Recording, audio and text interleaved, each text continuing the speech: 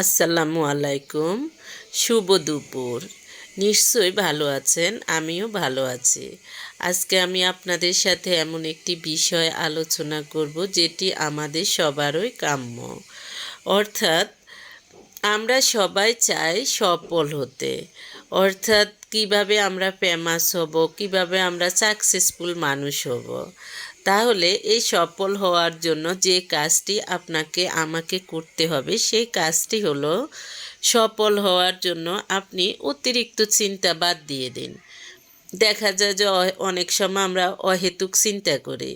এই এই অমুক মানুষ আমাকে এটা বলল কেন, অমুক এই কাজ করলো কেন, এরকম অহেতুক সময় নষ্ট করি, চিন্তা করে আমরা অহেতুক সময় নষ্ট করি। কিন্তু আপনি যদি ভাবেন যে একজন মানুষের কোয়ালিটি যেমন তার কথাও হবে তেমন, আপনি একজন খারাপ কোয়ালিটির মানুষের থেকে আপনি কখনো ভালো কিছু আশা করতে পারবেন না।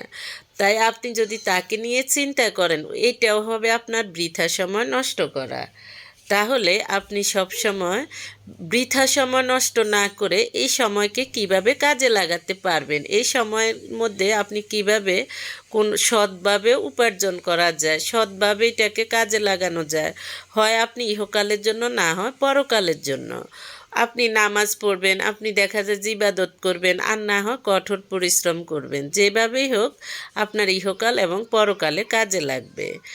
তাহলে অতিরিক্ত চিন্তা না করে আপনি যদি এগুলো করেন তাহলে আপনি সফল হবেন।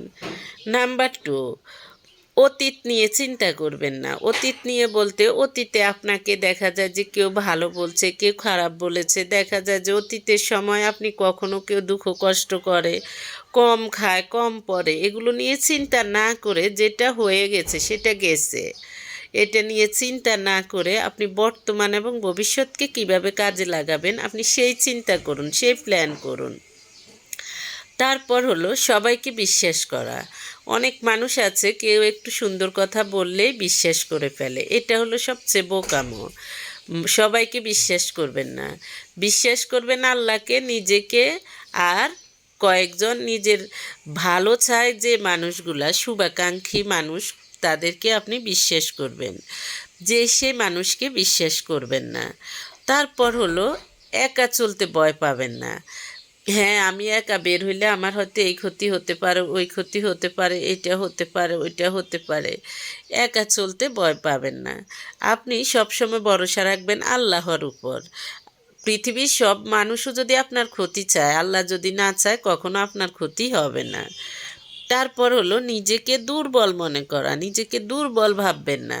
নিজেকে দুর্বল ভাবলে আপনি দেখা যায় যে কখনো আপনি উঠে দাঁড়াতে পারবেন না। আপনার কনফিডেন্স, আত্মবিশ্বাস সহকারে আপনি বাঁচতে চেষ্টা করবেন। যেটাই করবেন সেটা আপনি আত্মবিশ্বাস নিয়ে করবেন। তারপর হলো অনেকে কি করে, থাক এটা আজকে করব না, কাল থেকে করব। এই কাল থেকে বলা মানুষগুলাই কিন্তু সফল হতে পারে না। আপনি এখন থেকেই শুরু করেন, যেটা করতে চান এখন থেকেই শুরু করেন, তাহলে দেখবেন আপনি অবশ্যই সফল হবেন। তারপর দেখা যায় যে অনেকে কি বলে, আমার জীবনে আগে আমার অনেক টাকা পয়সা ছিল, এখন নেই, বা আগে আমার অনেক শক্তি ছিল, এখন নেই, আগে আমার এইটা ছিল, এখন নেই।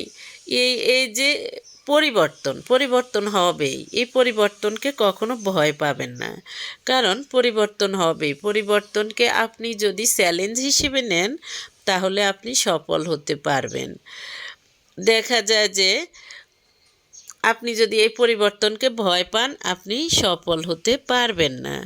তাছাড়া আরও আছে, যেমন আপনি ভালো কাজ করবেন, ভালো কাজ করবেন, দেখা যায় যে ভালো ভালো কাজ করবেন, তাহলে আপনি দেখা যায় যে যেখানেই যাবেন সেখানেই সম্মান পাবেন। যখন আপনি আল্লাহর কাছে ভালো থাকবেন, আল্লাহর কাছে ভালো মানুষ হিসেবে আপনি বেঁচে থাকতে পারবেন, তখন আপনি যেখানেই যাবেন সেখানে আপনি সম্মানিত হবেন। তখন আপনি কোথাও কাজ করেও মজা পাবেন।